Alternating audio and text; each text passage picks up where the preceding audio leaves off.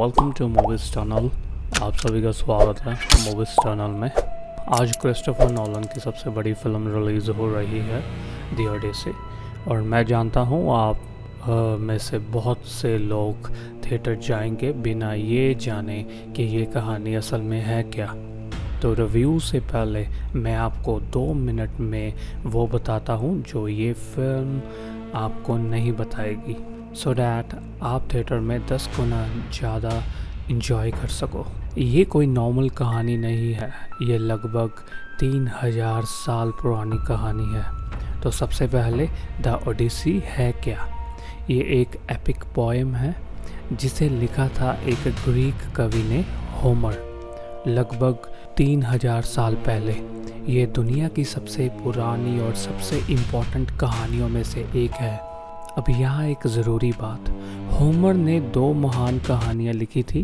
पहली the Iliad, जो Trojan war के बारे में है, जिसमें वो लकड़ी का घोड़ा द ट्रोजन हॉर्स इस्तेमाल हुआ था, और दूसरी द ओडिसी, जो उस जंग के बाद की कहानी है, यानी द ओडिसी इलियड का सीक्वल है। कहानी है ओडिसियस की, एक ग्रीक राजा और योद्धा। ट्रोजन वॉर जीतने के बाद उसे बस घर वापस जाना है। अपने राजा इठाका में उसकी पत्नी पेनेलोप और बेटा टेलीमाकस उसका इंतज़ार कर रहे हैं। लेकिन ये घर की यात्रा जो कुछ हफ्तों की होनी चाहिए थी, वो बन जाती है 10 साल का एक लंबा सफ़र, जिसमें दिखाया गया है देवताओं का गुस्सा, समुद्री तूफान और रास्ते में एक से बढ़कर एक राक्षस। और इस यात्रा में ओडिसस का सामना होता है उन क्रिएचर्स से जो आज भी पॉप कल्चर में जिंदा हैं। साइक्लोप्स, एक आंख वाला विशाल राक्षस। सायरन्स, वो औरतें जिनकी आवाज़ इतनी सुंदर थी कि लोग उनके पीछे अपनी जान दे देते थे। सर्सी, एक जादूगरनी जो आदमियों को सुअर बना देती थी। और साइक्लोप्सो, एक देवी जो ओडिसस को सालों तक अपने द्वीप पर रखती है। लेकिन ये कहानी सिर्फ राक्षसों के बारे में नहीं है, ये कहानी है घर लौटने के बारे में। और सबसे गहरी बात ये पूछती है, जब एक इंसान इतना कुछ झेल जाता है, इतना बदल जाता है, तो क्या वो सच में कभी अपने पुराने घर, अपनी पुरानी ज़िंदगी में वापस लौट सकता है। यही इस 3000 साल पुरानी कहानी का दिल है। अब जब आप ये समझ गए हो, चलिए नोलन की फिल्म पे आते हैं। तो क्रिस्टोफर नोलन ने 3000 साल पुरानी कहानी के साथ क्या किया, कमाल, नियरली परफेक्ट और नोलन की बेस्ट फिल्म्स में से एक कह रहे हैं। ये उनके करियर की सबसे महंगी फिल्म है, $250 मिलियन, और दुनिया की पहली जो पूरी तरह IMAX 70mm कैमरास पे शूट हुई है।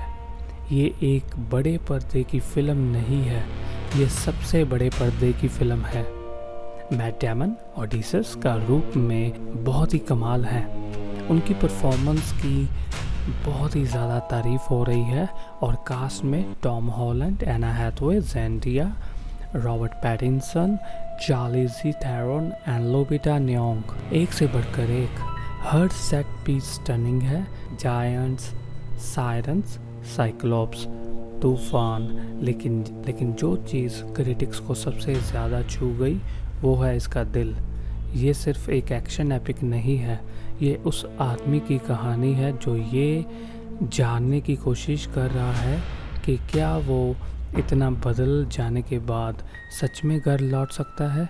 और नोलन ने पेनेलोप, सर्सी, साइक्लोप्सो जैसे फीमेल कैरेक्टर्स को भी असली गहराई दी है। अब चलते हैं रिव्यू की तरफ। ये फिल्म डिमांडिंग है, इसका रन टाइम लगभग 2.5 घंटे से ऊपर 3 घंटे के आसपास है, और नॉलन अपने सिग्नेचर अंदाज में इसे नॉन लीनियर तरीके से सुनाते हैं, यानी कहानी आगे पीछे चलती है। सो अकॉर्डिंग टू मी ये मूवी काफ़ी डेंस है, काफ़ी लंबी है, इसका स्ट्रक्चर काफ़ी बिग है, कभी कभी इसकी कहानी को फॉलो करना मुश्किल हो जाता है, तो दिमाग लगा के बैठना होगा।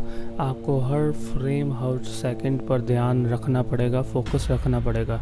तो फाइनल वर्डिक्ट, द ओडिसी एक इमैकुलेट टेक्निकल अचीवमेंट है, लेकिन उससे भी बढ़कर ये एक ऐसी फिल्म है जिसमें दिल है।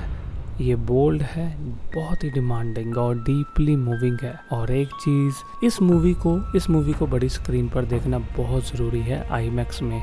ये फिल्म मोबाइल फ़ोन्स में या स्मॉल स्क्रीन्स में देखने वाली नहीं है, तो बड़ी स्क्रीन आईमैक्स स्क्रीन मिल जाए तो बहुत ही बड़ी बात है, ये सोने पे सुहागा होगा। अगर आप एक ऐसा सिनेमैटिक एक्सपीरियंस चाहते हो जो सालों याद रहे, तो आज ही टिकट बुक करो। मेरी तरफ से ये एक must watch on the big screen है। अब बताएं, आप नॉलन के फ़ैन हो और उसकी आपकी फेवरेट फिल्म कौन सी है?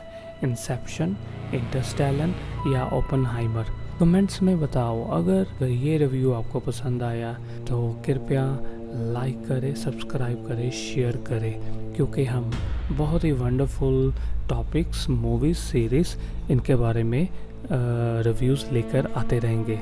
तब तक के लिए ख्याल रखें।